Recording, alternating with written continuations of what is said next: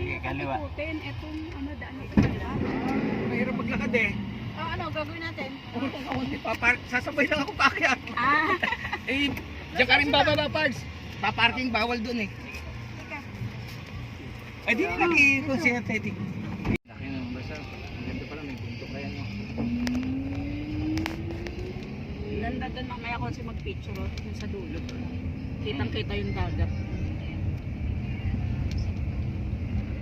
Ay, nakita yung ating pinanggalingan ah.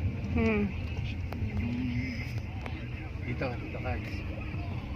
Ito. Aalis yung crane na yan. Paparaan nila yan.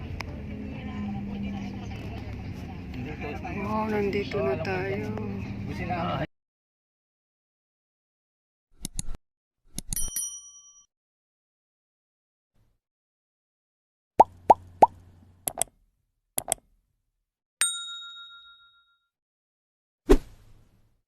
This is it. Ito na talaga ang matagal ko nang inasam. Asam sa tamang panahon. Ito na nga.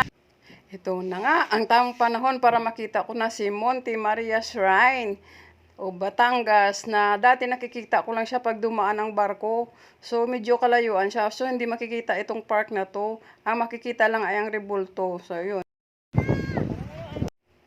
Ay naku, tinatawag na nila ako. Nararating na namin halos tapos uwi na daw po. So picture muna po kami para may remembrance. Kasama po si Prezi. Yan, sa likod ko. Tsaka si Teddy. Yan. So, picture muna tayo kasi tinatawag na po tayo. Uwi na daw po kasi nalay pa nga naman ang amin uwian. Nasa Bulacan daw po kami. So, ayan.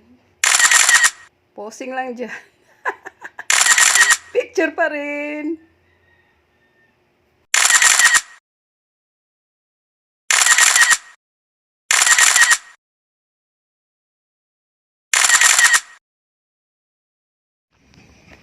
Andun pa nga sila, oh.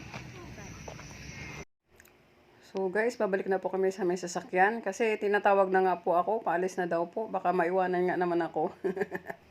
Ang importante, napadaan po kami dito sa kay Monte Maria Shrine, so Batangas. Na matagalan namin gusto pumunta dito. So, ngayon natuloy din.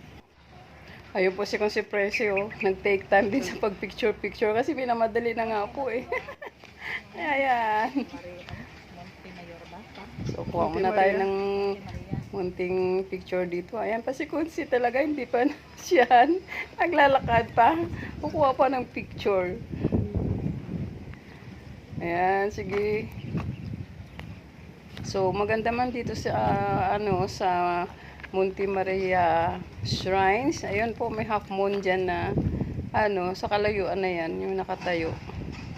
Ay, hindi pala siya half moon. First quarter moon.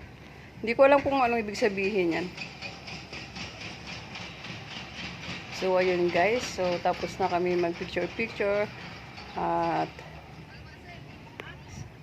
babalik na po kami sa aming service kasi uwi na daw po kami. So, dito na lang kami guys. Thank you for watching. Dito ka sa huminto sa malalaki na sinuwela.